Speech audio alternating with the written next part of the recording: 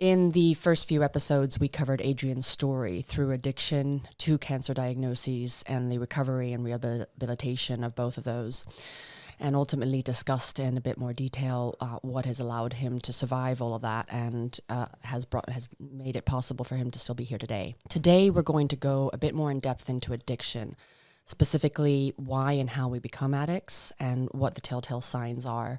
Of course, addiction is a very broad topic in the sense that you can talk about it for hours and still not address every aspect of it. There are different types of addiction. There are different ways to recover from it, and some work better than others for various people. Today, we want to talk about Adrian's experience and bring in some hopefully very valid lessons learned that we hope will help many out there struggling with addiction today. The information provided in this podcast is for informational purposes only and is not intended as a substitute for professional medical advice, diagnosis, or treatment. We are not medical professionals, although we have and will at times consult medical professionals. The content shared is based on our personal experience and research. This is Adrian's story from his perspective. Right. So Adrian, thank you so much for sharing your story. Today we want to go in depth on addiction, as mentioned. And by that specifically, we want to talk about first, what is it that leads us to become an addict? You know, what are the psychological signs, the physical signs, the mental signs, and what are the things that kind of determine or even predetermine what might give us that predisposition to becoming an addict? So talk about the wiring of the brain, etc. Yeah, exactly. Well, yeah, that was pretty much what I was going to say. It's pretty much down to we're wired somewhat differently. I mean, again, you know, there was not so much a controversial kind of aspect to that. You know, there are those that say that that is the case, and there's those that say that it's there are other differences. But I found, and it's certainly common knowledge within the rooms within AA, you know, a key thing that they do say is look for the similarities, and there are a lot of them. You find that when you're sitting there and you're listening to obviously speaking your own truth as well as listening to others, that there's a lot of crossover. And that, as I say, is due a lot to do with the wiring of the brain. And again, something which I'll elaborate further on within rehab. But because they concentrated a lot on how the brain was wired and how neurons wire and fire, etc., etc. But as I say, we'll come on to that in a bit more depth later on. But yeah, so there are certain traits that we all generally carry, which are the predominant one, which is very common, is overthinking. We tend to overthink everything. It's also another very common trait is not feeling good enough. You're always trying. You're your biggest critic. You know, you're always basically, well, certainly in a majority of the time, when certainly within the height of addiction or even pre-addiction, which one of the traits that can obviously lead into drinking to get you out of your head, as I say, is that constant overthinking that you aren't delivering to your best expectations on a personal level. And you're constantly challenging what you're doing before you even do it. And half the time you'll talk yourself out of doing that thing because you don't think you're going to do it right. Now, you can say that might be common for a lot of people, but within the addict mind, it's very prominent, and it's something that kind of can have a very strong influence over all the decision makings that you have across everyday life. So they're two key traits. Another one would be people pleasing. You know, you constantly feel that you need that, how can I put it, that reassurance from others that you're doing good by them. So even if it's conflicting with what you have in mind, you might step away from something else that you should be doing because you feel it's important that you please them first, which is a trait that within recovery that they work a lot on, to say that you have to put boundaries in place, and boundaries are a big thing. You have to, you know, as difficult as that is for the addict to say, well, actually, I'm sorry, but this time I've got to put you first. It's a crucial aspect to getting that mindset out of that continual circle, that wheel of, you know, doing the same thing over and over again. As Einstein said, theory on insanity is doing the same thing over and over and expecting a different result. It's not going to happen. So you have to break that cycle. And that's where the rewiring of the brain could start to come in play, which is quite a miraculous thing, because neurons will find another pathway if that old pathway isn't doing what it was doing previously, if that makes sense. Absolutely. So just to bring it back to the initial points of the telltale signs, that sort of pattern of feeling like you're not good enough, do you feel like that stems from a deep level of insecurity, and therefore that insecurity perhaps stem from some level of potential trauma as a child or as a young adult? Because there are certainly many who have these are psychologists and psychotherapists who have addressed that ultimately addiction can stem from trauma, right? We have Gabor Mate, for example, who talks about the deep levels of trauma that can really impact the mindset and wiring of the brain as well. And that could be due to epigenetics. So they say that what happens 7 generations previous to yours, can still affect you. And so it could be that, it's transcended through the generations, this deep level of trauma that then breeds fear and insecurity. So would you say that kind of plays into the addict mindset? And there could be, have you experienced that? And on what level has that played into the sort of addict mindset for you? Yes, that's a good question. I think from the personal level, there's not really any kind of particular moment I can feel that trauma come into play to create that mindset. I truly believe it's something I was born with. I can remember as a young child, being in certain situations where I felt the necessity to do good by others as opposed to look after my own interests first. I can remember becoming quite possessive over certain friends and, talking behind other people's backs to get that reassurance that I was the one that they would rather be close to. And that, that's something that resonates with me quite. As I've grown, that these things have really come into play. As when I became sober, and I have worked on rewiring my brain, and I continue to do so today. But I do a lot of reflection now, and that's one poignant part that I can remember from the early days, early days of my childhood. Right back to being a toddler, I can remember those, going through those processes. So I don't think trauma through my own personal experiences, but definitely when you mention about sort of histology within family and whatnot, lineage is definitely a big player when it comes to addiction. I think, proof's in the eating. If within my family, for example, there's addiction is rife on both sides, on both my mum's and my father's, God bless him, he's passed now. Unbeknown to me until even at a later date, even during recovery, that a lot of this, come to the fore when I was made aware of either through my mum or through other members of the family, and I still have members of the family. I won't go into too much detail. I don't think that's particularly fair, but they're still struggling with it, with the heights of addiction now. So yeah, as I say, so lineage definitely has a part to play. And again, I think, this is also is subject to your own kind of understanding, I guess. But certainly from my perspective, I strongly believe that wiring continues through, so that we, that through each generation, you kind of pick up that wiring.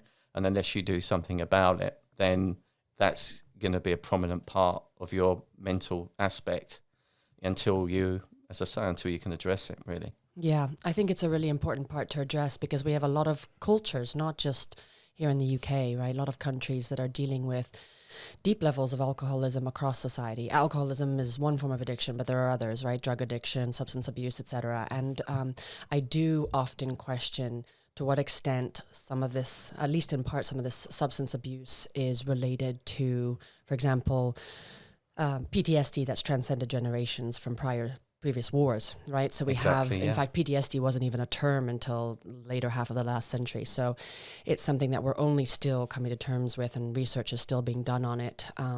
Partly because it was actually intentionally ignored. For example, post-World War II, there's documentation to say that, generals at the time intentionally, either World War I or World War II, now I have to double check that, but I'm pretty sure this is addressed in the book by Bessel van der Kolk, a famous psychologist who wrote a brilliant book called The Body Keeps the Score. And it really struck me when he talked about the fact that post-war, the generals were intentionally, senior military officials were intentionally sort of keeping it quiet just how many soldiers came back with deep levels of trauma. And then he talks about, in Bessel's book, how that has then transcended generations, because, of course, the men who came back from war then had this deep level of trauma that was not only not addressed, but they had no support to address it themselves, no financial or psychological support or consulting. And so they just drank it away, or they numbed it, to the extent that they could, in whatever way they could. And that then created issues for their children and their progeny and for future generations. So I do often think about the repercussions of such large societal events such as wars. And I say event, but it really doesn't describe the gravity of the trauma that's left on these soldiers that we don't fully address. And so I wonder, to the extent that any one of your ancestors were in a war, and then that was then transcended, that those sentiments transcended into your next generations, or certainly I've had other friends who have experienced that. So that's why I brought that up. Yeah, absolutely. No, yeah, that makes perfect sense. They could well be. I mean, to be fair, that, I haven't had too much of a sound understanding of, history of your parents, grandparents or great grandparents during, with regards to those situations. But you're right. There's definitely some synergy there. But just something you touched on there, which is quite key, is you say about numbing the pain. And I did touch on the point of getting out your head, which is a phrase that's thrown around, quite loosely in circles, predominantly around entertainment, i.e. let's go out tonight and get out of our heads. People think, just drink till they can't remember, or just to forget, which is as I say, that's an addict terminology, because it's to numb the pain. It's to stop that thinking process, or those overthinking those overthinking process and habits, on which obviously lead then from just a thought process into active behavior. So, and then again, which is where the synergy of people pleasing comes into play. And before you know it, you're catastrophizing, the overthinking, you're trying to manage more than what you should be managing in one go, and everything just becomes unmanageable, which is basically step one. We admit that our lives become unmanageable and we're powerless over alcohol. That's the first thing to address. Once you're aware that that's what's taking place, then you can start to do the work that's required.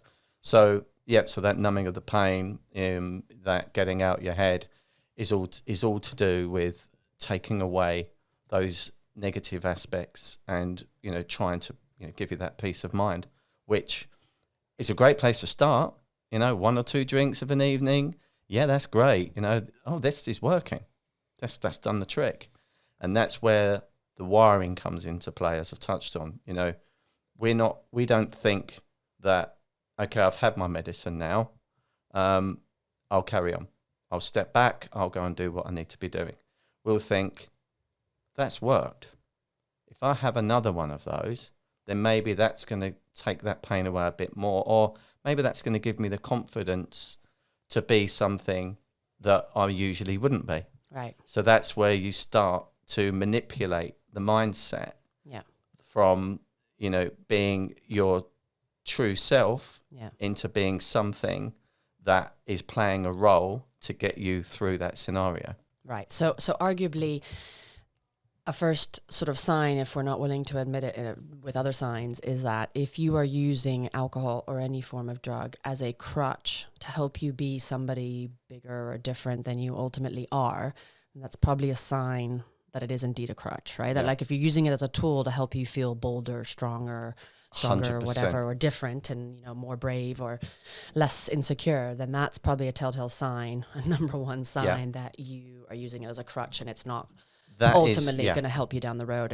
if you're not keeping an eye on it. Yeah, 101%. 1 time is fine. 2 times fine. But when it becomes a pattern, reoccurring, take note. Exactly. Become self-aware, at least, to understand that this is probably something that you're going to become dependent on if you're not already. Yeah, absolutely. I think it's worth to make the point that there's a lot of people out there, of course there are, that are natural overthinkers, but they may not necessarily be wired in that way where they're going to need to use a substance to manage those emotions or those feelings or those processes. Right. So, I mean, it's key. I think it's important to mention that. But from my perspective and from the addict's perspective, you know, we can't look at a drink.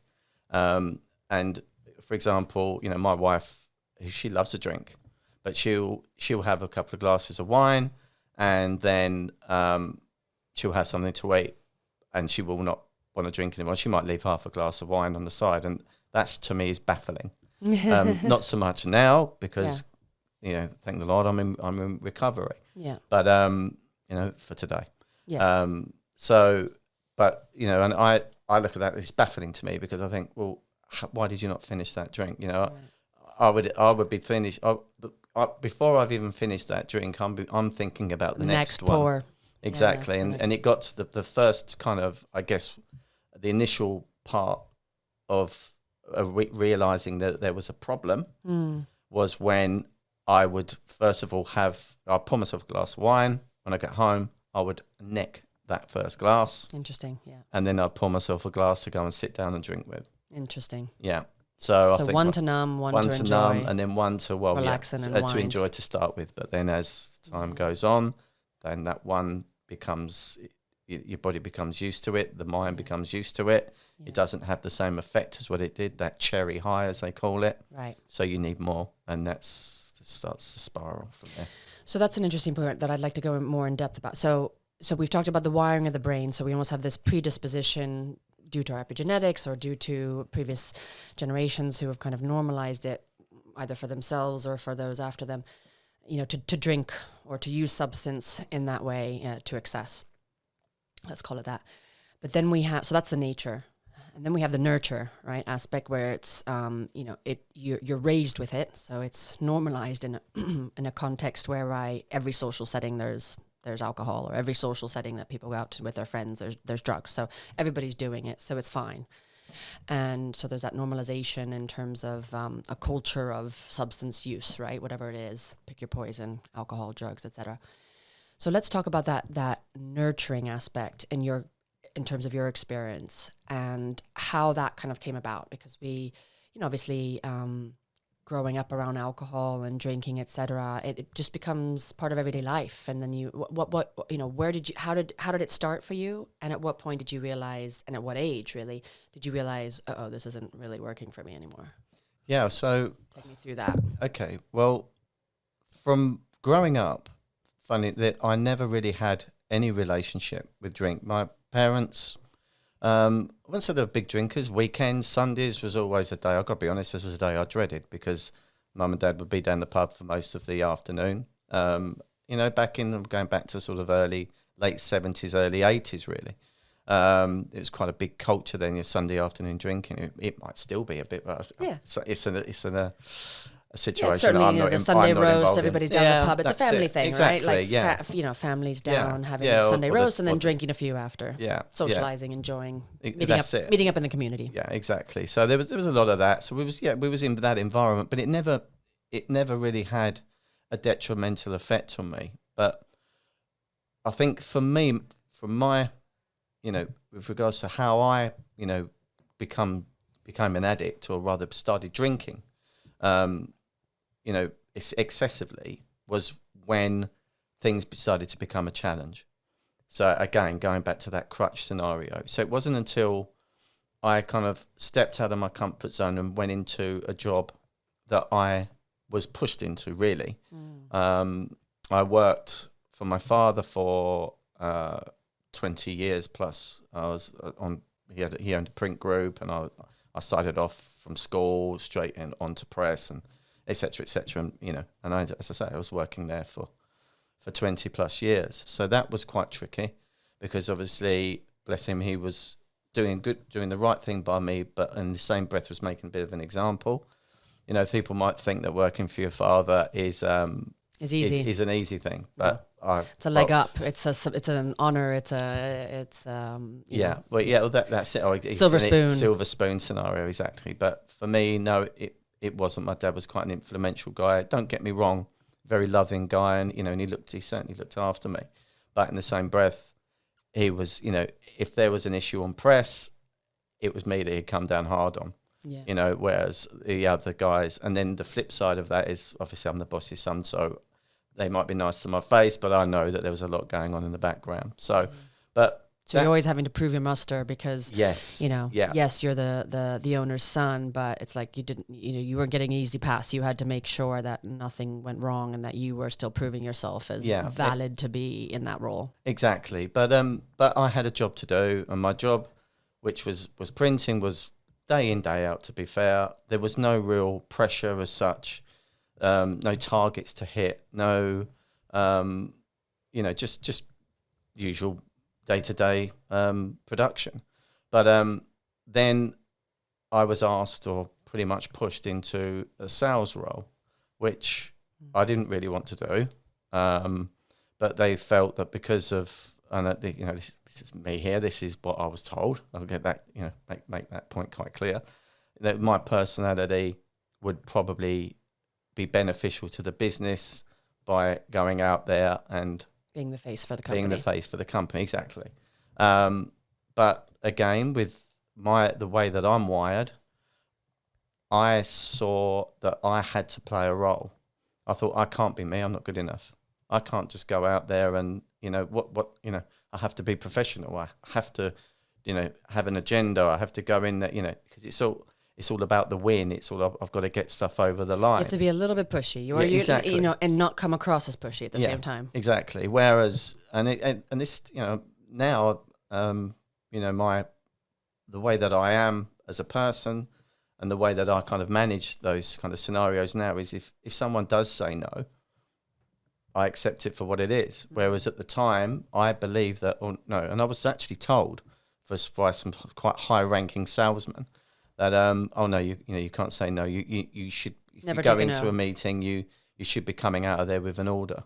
So I was changing my own dynamics to try and do it. And I struggled. I used to sit in the car initially before the drinking kicked into play.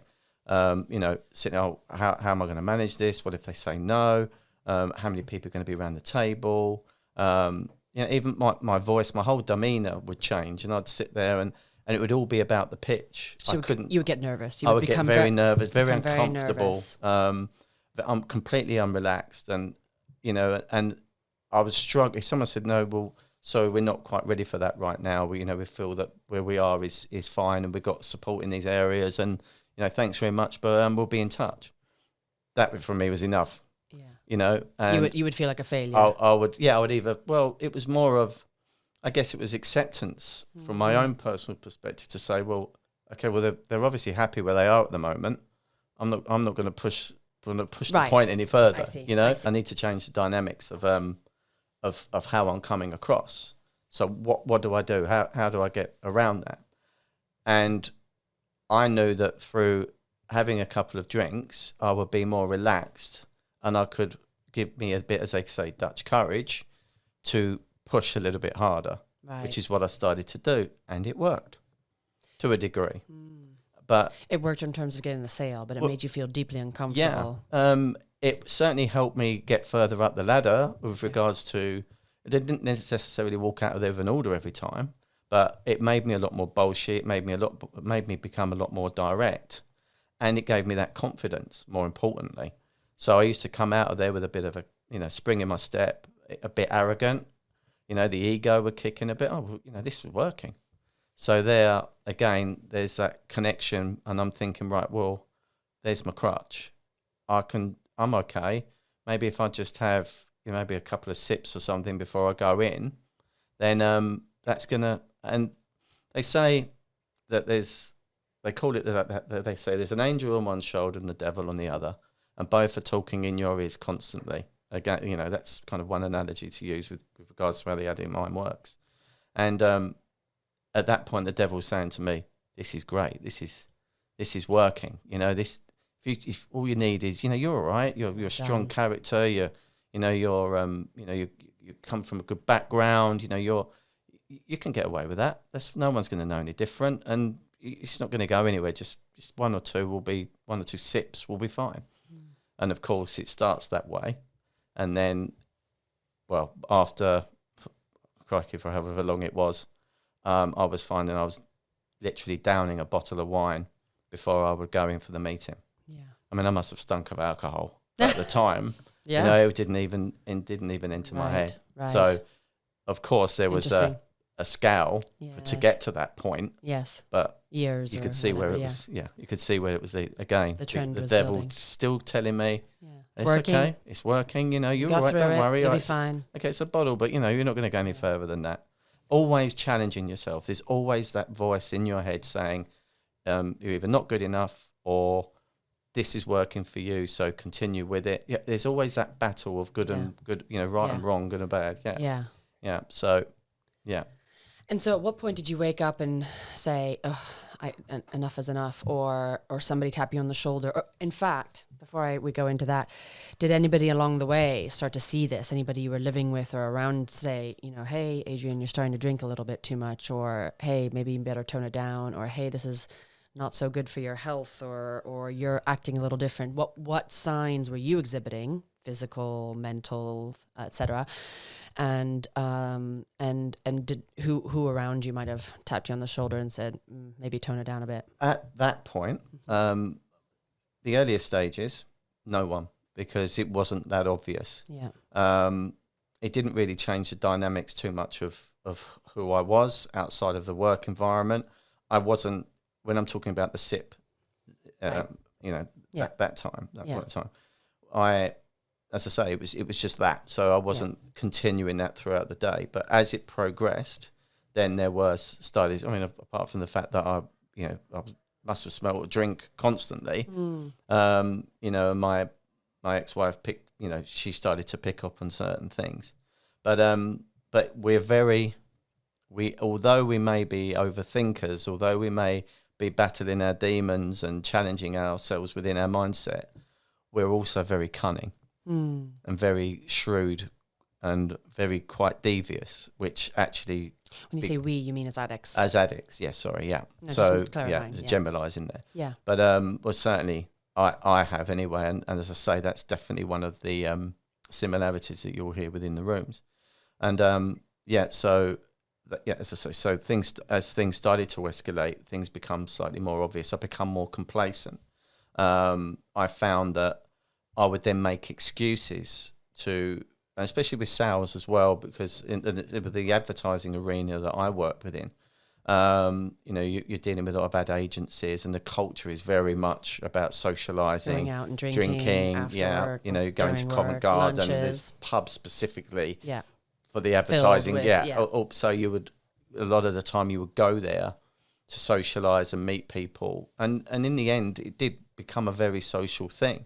I spent most of my time in bars and restaurants, entertaining, getting half sloshed with clients, prospective or existing clients. clientele. Yeah, right. Trying to win business. Yeah.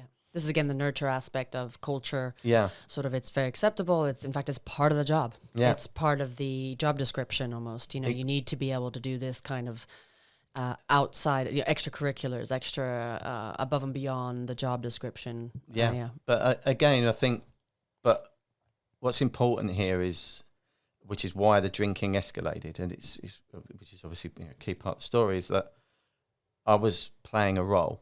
Yeah. I was never myself, Yeah. and that is the most arguably one of the most important thing with recovery is being true to yourself, that honesty, that accepting yourself for who you are and living your life that way. And as I say, even though I was drinking to give me the confidence, it was just giving me the confidence not to be myself, but to play the role. Yeah.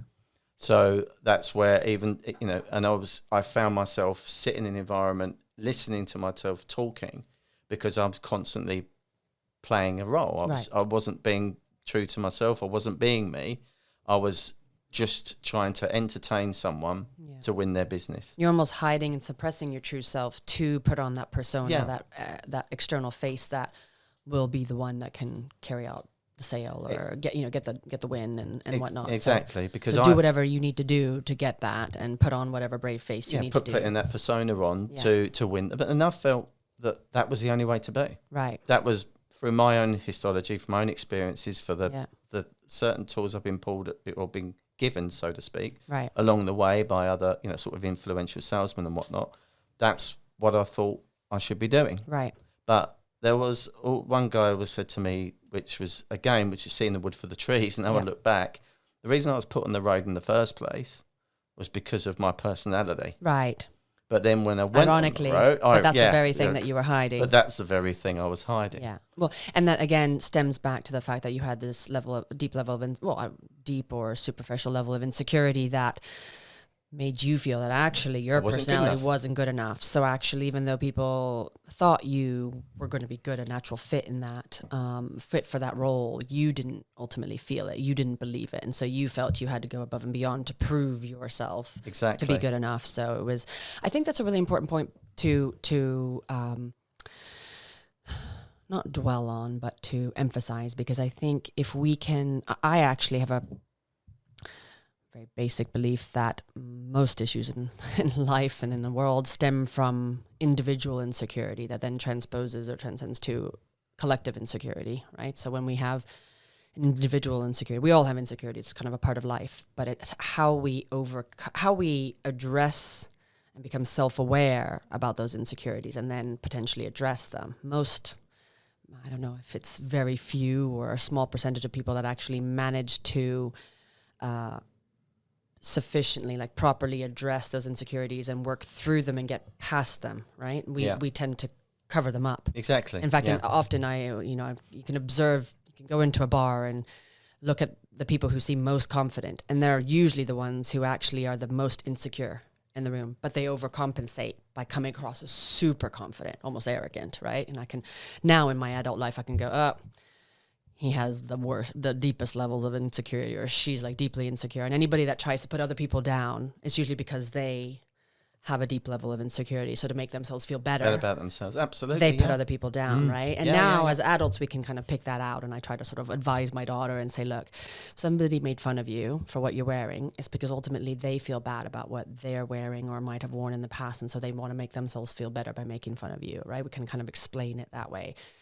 But it's hard when you're in the moment to recognize that. So talk to me about sort of at what point you realized you had some insecurities to go through. Was it in AA? And we can go into that later, but I'm curious at what point you realized that you had to work on your insecurities and you had to sort of overcome them or address them or face them head on.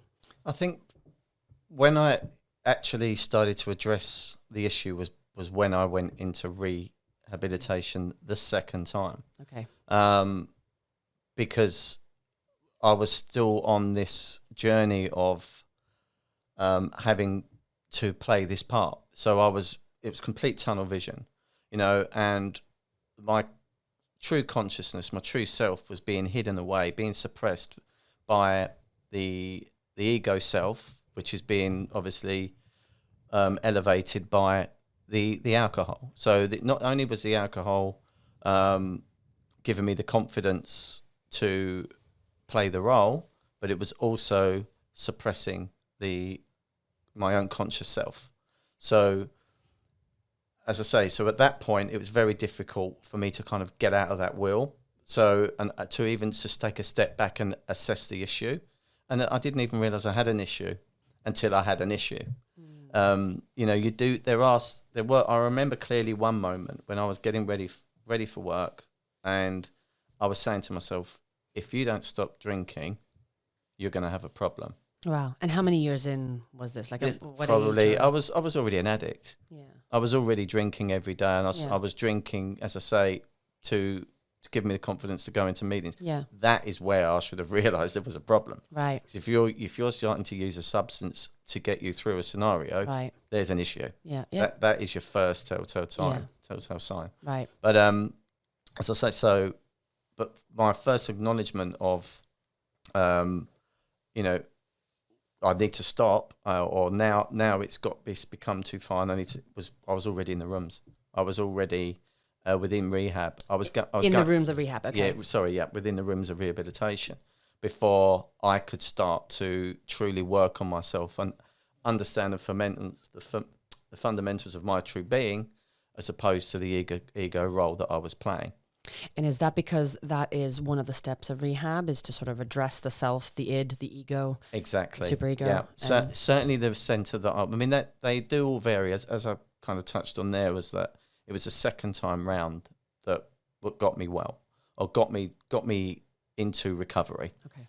The first bout was more to do with cognitive behaviour, which, don't get me wrong, it serves a very strong purpose and it's very greatly valued, and it certainly give me some aspects. And there's a strong part of the kind of addict scenario where CBT Cognitive therapy, behavioural therapy. though is a real kind of strong foundation to build from, because it helps you organise yourself a lot better. Because once that addict mind kind of goes into, free fall, you catastrophising here, there, and everywhere. If I don't get here on time, this is going to happen. That's going to happen. Or if I don't do that, get over. Or I'm late for this. Or hang on a minute, he's asked me to do that for him, and if I don't do that, he's going to be really upset. So I better go and do that. But hang on a minute. But then all of a sudden, they call it hitting the F button, and that's where you basically everything goes out the window and you start to pick up again. So it's breaking that down. Yeah, okay. Exactly. Again, to just to numb everything and forget who you are. Yeah. Basically. Okay, so we've touched upon the mindset, the wiring of the brain, the sort of hiding who you are, the suppressing your identity and trying to become something you're not, or we are not.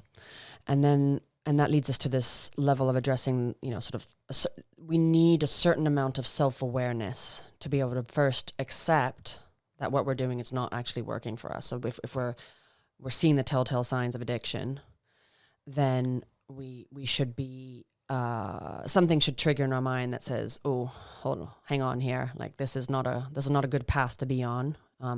But then there's actually going from that level of self-awareness, assuming any of us actually get to that point, right? Because that's really hard, that getting over the denial stage and actually admitting. It can take ending up all the way down at AA and rehab 100%, to even get there, right? So well, they won't take you into most rehab centres or AA. A lot of the AA meetings, if you're actively drinking, they won't take you in. And most importantly, I mean, some rooms will let you in if you've had a drink. A lot won't. But most importantly is, certainly within rehab, if you do not have that desire to stop drinking, you forget it. It's got to start with you. You've got to be willing to make that change. And until you do that, no one can help you. Okay. So let's talk about let's go a bit, we touched upon it at the beginning, but let's go a little bit more in depth for those who might be in the depths of addiction and not be able to recognize the signs. What are the telltale signs? Not specifically to you, but let's talk more broadly about addicts, right? So we have some behavioral signs. So I'll just kind of briefly list them, and then you can kind of go in depth about the experiences that in terms of what you've experienced. But so behavioral signs would be sort of increased tolerance. So for example, needing more of the substance to achieve that same effect. So needing to drink more in order to get that Dutch courage because your tolerance is increasing. Then there are withdrawal symptoms, right? So when you experience either a physical or psychological reaction because you're not using the substance. So when you stop drinking for a day and you get really cranky, it's probably a sign of dependence. Yeah, absolutely. That's a good one. Yeah. Then there's sort of the loss of control. So using more of the substance than intended for a longer period of time because you kind of just lost those sense of, I should only have one or two. No, I start drinking 4 or 5, 6, and that's perfectly fine because whatever. And then neglecting responsibilities. So ignoring work, ignoring school, if you're younger, family duties, etc., and responsibilities. Risky behavior, so engaging in dangerous activities, such as, driving under the influence or driving while intoxicated. And then both time spent on substance use and failed attempts to quit. So sort of spending a significant amount of time obtaining, using, and recovering from the effects of substance, and then repeatedly trying and failing to cut down or quit on this. So let's just talk about those behavioral signs and sort of what you experienced and how at any point did somebody tap you on the shoulder and say enough? And we talked about that a little bit, but just give me a bit more detail about behavioral signs that you might have exhibited. Yeah, I mean, I think that the key one, which I think most people could probably relate to, is the fact that when you realise you're using a substance to make yourself feel better in any way, whether it's because you may have had an argument with a partner, or someone's upset you at work, or whatever that scenario might be, you think, you know what, I need a drink, or I need to do something to take that emotion away. It's using that substance to take away those feelings of dread or whatever else that might be. So it's a crutch, as we've touched on, but as opposed to thinking of other means of, whether it be go for a long walk, or go and sit in silence somewhere, or maybe just have a healthy conversation with someone to kind of change the energy. That's probably the most prolific, stage of awareness when it comes to realizing you have a problem. The other traits, i.e., as we call the yets, which start to come into play, as you rightly touched on, it might be, they escalate. They as again, the devil tells you that you're doing the right thing. You just carry on. Oh, that's fine. Take the notice of the angel on the other side. What do they know?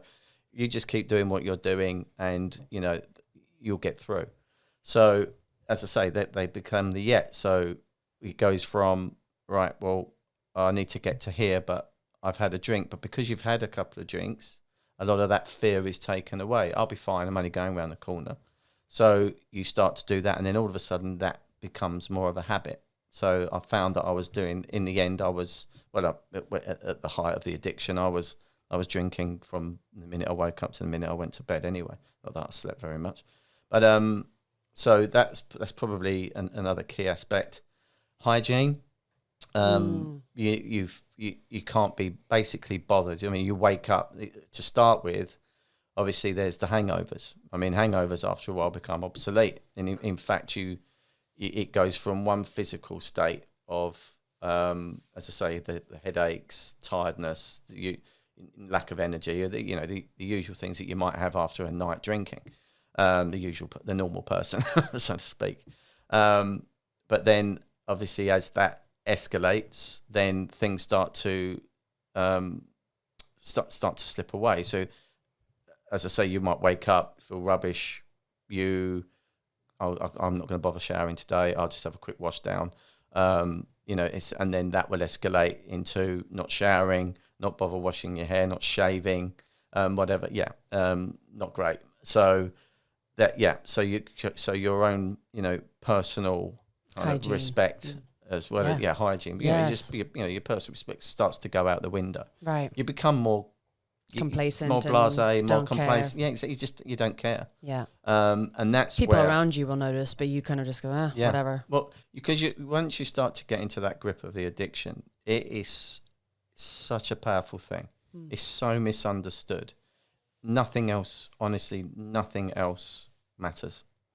It comes from using a drink to get you through, to becoming completely dependent, that you cannot even focus or put one foot in front of the other without the use of alcohol or another substance. That's how powerfully cunning that is. So those yets become, more prevalent.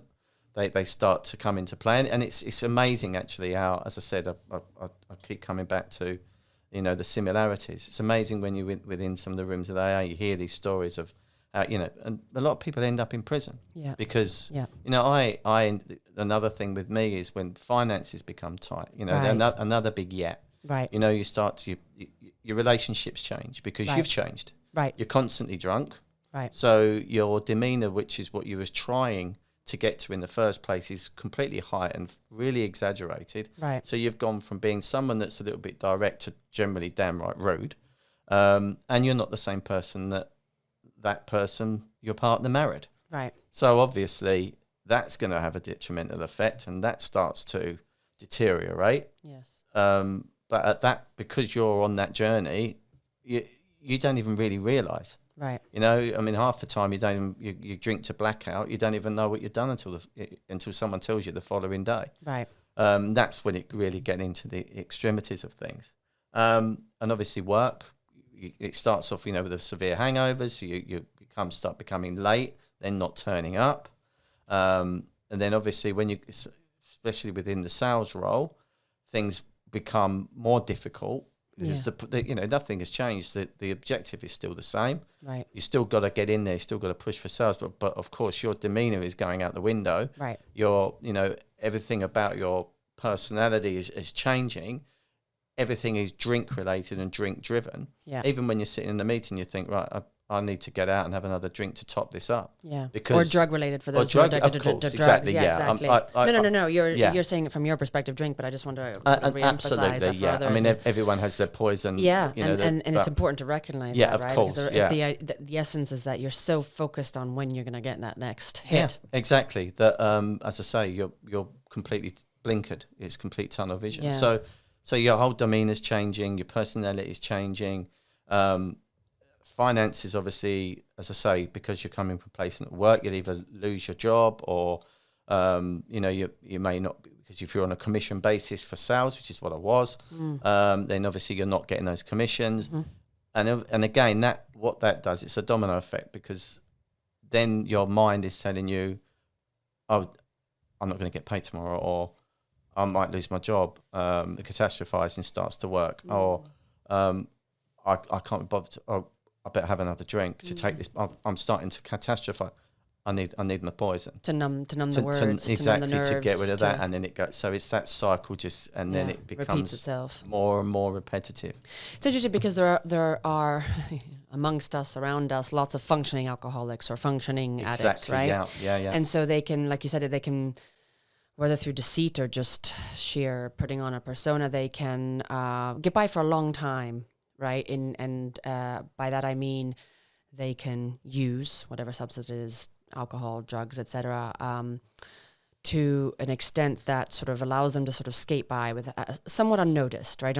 As in, people see that they're drinking, people see that they're using, but they're still functioning. They're still showing up to work, at least. They're still keeping their job, at least. And in fact, some of them are highly functional, particularly those on cocaine, for example. It almost, absolutely, you know, it gives them an energy boost. And in fact, it can compensate some of the alcohol. So they're both alcohol users, but then cocaine users, and kind of balances out. Which is very common. That's why very common in the finance industry, for example, where the hours are long and the roles are very demanding, and so to keep that going, they feel they need the drugs to keep going, right? So there are what I'm getting at is there are a lot of functioning addicts. Absolutely, and I was part of that for a while, and I'm sure to some degree, many of us can relate to that, and I think there's an element of recognizing that that's also one has to be really careful, because the perception of what's functioning versus not functioning becomes altered and influenced by the very substance. So you think you're functioning. There you go. Because you're still showing up. You're still performing. Yeah. And you're still delivering, and you're still achieving, right? Yeah. Wealth, etc. So those who go, well, I haven't lost my job yet.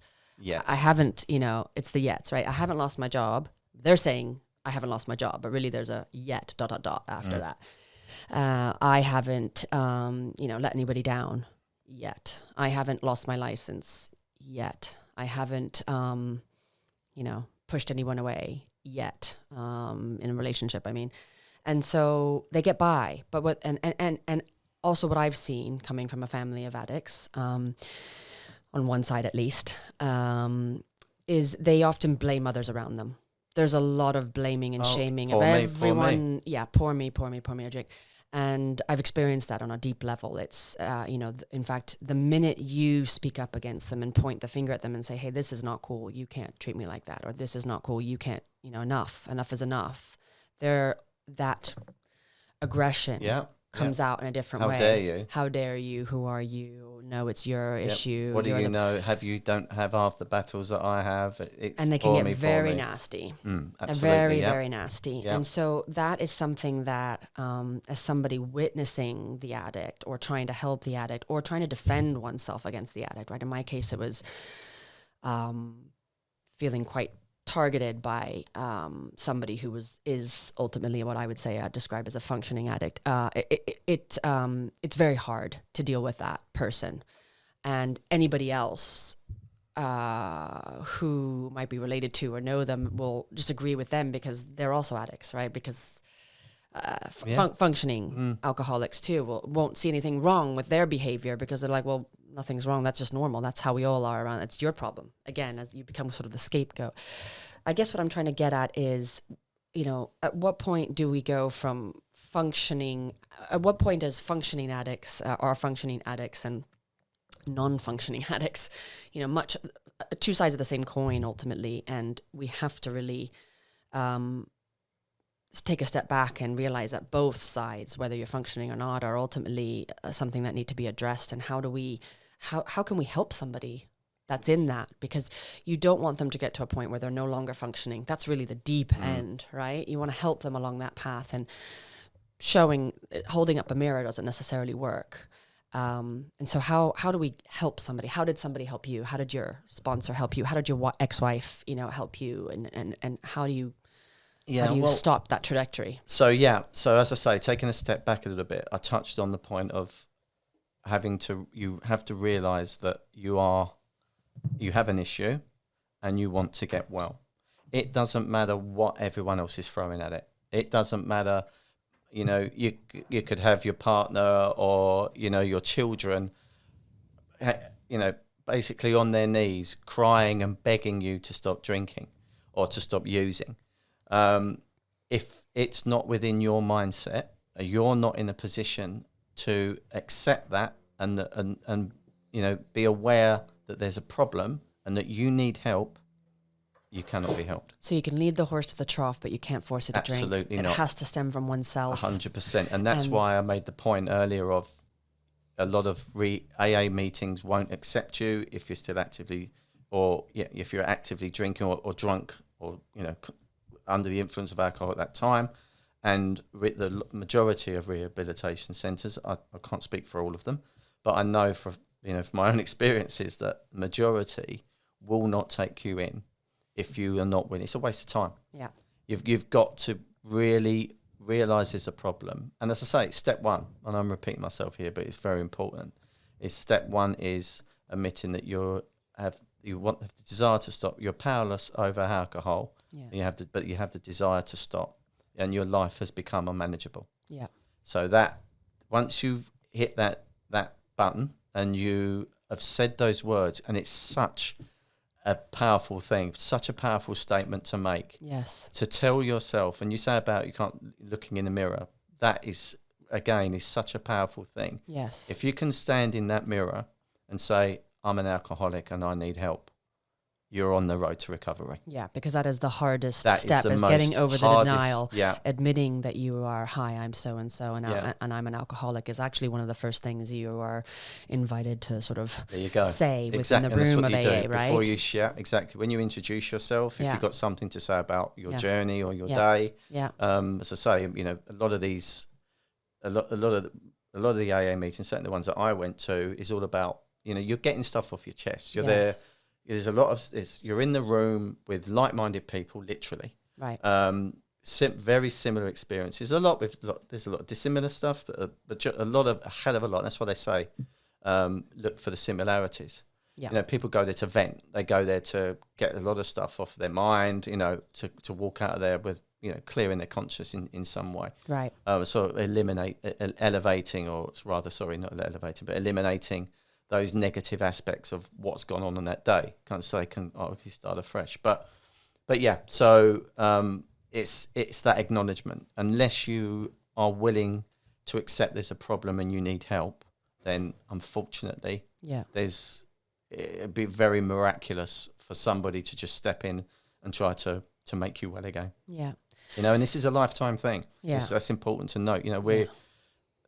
It's part of the recovery. And I do this, even though, I'll say this openly, and we'll come on to reasons why, but I don't go to many AA meetings now. But I'm not by any means, and this is really important, saying that, that's not everyone should necessarily go. Some addicts without AA, wouldn't be here. Right. And what they've done and what AA has done for addiction is second to none. It's revolutionised. It's since the book come out, and I do believe someone will correct me if I'm wrong. I think it was in the 50s or 60s. The story of two guys through addiction, which really kind of got a program in place, a common aspect of, capitalizing on the traits of the addict mind. So to give that synergy amongst addicts, that there is an understanding and you're not on your own, and there is a way through this if you follow a specific path. That is what helps, has helped a lot of people. Majority of people that are, have made it through recovery get well. Yes. So I think it was actually developed in the early 1900s. I looked into the story at one point, and we can post a link to it. It might be 1920s. But I can't quite became more remember popular later on, obviously, in terms of disseminating, creating various centers that then popped up around it. But it is impressive. There's a lot more taboo around it. I mean, that's the thing today. Of course, it's still frowned upon, and people look at an addict or and they see somebody on a park bench and under you can understand the mentality behind it to a degree. Yes. But they down and outs but without truly understanding how somebody got there in the first place. Right. And that's what AA do a lot of, and they talk about the synergy, and that's why I talk about there are a lot of similarities with regards to the it's consequences of actions. It's as simple as that. Yes. Every action has a reaction. Yes. And normally in this aspect is a negative one. Yes. Well, so just as quickly kind of summarize for the purpose of this episode what we've addressed, because there's a lot in there, and obviously we'll go into eventually in subsequent episodes we'll go into sort of the types of addiction and talking about AA, Alcoholics Anonymous, and the rehabilitation aspect, different types of rehabilitation, some that have worked for you, some that have not worked so well, and then finding sobriety, and more importantly finding purpose, right? So what does finding your purpose do in terms of helping you on the path to sobriety, etc. But for the purposes of this episode, I think what we should to offer the listeners something to take away. One is that, being an addict is not a disease. It's a learned behavior, as well as something that stems from deep levels of trauma, whether it's your own trauma or transcended from previous generations. But secondly, it's also something that you need to come to terms with yourself if you want to heal. 100%. And so those are kind of two key takeaways. What are some others that you would like to share in terms of our listeners who might be dealing with the depths of addiction, or might be dealing with a relative who is in the depths of addiction in whatever form? Yeah. Well, again, it's that self-realization is a place to start. I was just look in the mirror and ask yourself the question, do I have a problem? That would be, I know that when I did that, it truly sent shockwaves through my system. I acknowledge the fact that this, and then everything sort of come flooding in, the realization of, because you don't care half the time, all you're interested in is that next fix. You become, your body it's not just a mental aspect at this point, it's a physical thing, certainly with alcoholism. And that dependency takes over everything. I thought it was okay to take money from the children's money boxes because I had no other fund to get to. And I look back now and I think, what on earth was going on? Yeah. But I'm not saying that's fine. That's just definitely the wrong choice of words. But I can relate to that. And it's not, I have acceptance over what was, because I knew that was part of my journey. Yeah. And I had to go through a lot of that process, funnily enough, in a roundabout way, to get to where I am today. Yeah. And but with regards to initial steps to getting well, is you've got to truly realize there's a problem and understand that you need help, and then go through the right channels. I mean, within AA, you can get a sponsor, go to a meeting, or ring. AA are incredibly helpful as a place to start. If you can ring the AA number, they will talk to you about local meetings. They've even, in certain situations, they'll send someone around to see you. which might sound a little bit daunting, but these people, for those who can't get out of the house, it's helpful. And you're not this. I think it's fair to say, and certainly in the majority of cases, that these people that run these rooms, these guys that set up, even the founders of AA are addicts. Those that hold the rooms, etc. The majority of them are addicts. Yes, they know the story in recovery. They're all exactly. The majority of them are in recovery. Yeah. So they've been there. They've got the T-shirt. They can relate. They can relate. They know can the understand. Yeah. They can also, read through the BS a little bit. Let's be honest, right? Because and there's a lot of that. They've probably tried all the tricks that you've tried to deceive people. They know that you're the not. That you're fine. Exactly. Yeah. And that's part of the value that they bring. Yeah, exactly. And it's again, But they're not there to judge. They're there to help, and that's a key thing. I think a really good point. Because I think a lot of people feel they just don't get it, or they're going to judge me. And it's like, look, we you just don't understand. You just don't understand. It's just very common. I used to use that a lot. Yeah. You just don't understand. You've got no idea what's going on with me. Well, actually, my situation is so different from what you went through. Actually, have a look at your next door neighbour. Everyone's got a story. Right. Same but different. But again, it's that poor me, especially when you're in the height of addiction.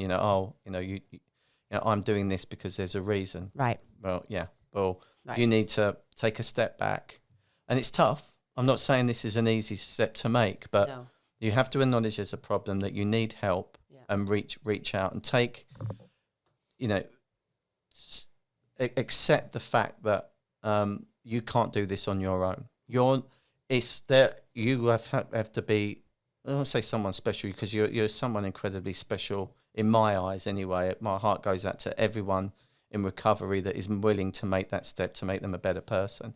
Deep down, the addicts aren't monsters. Right. They become monsters through addiction. Right. So it's taking them back to that true self. Yeah. It's to get away from that mindset. So you have to, as I say, looking in the mirror, it's to say, look, I need help. I have a problem, and who do I reach out to here?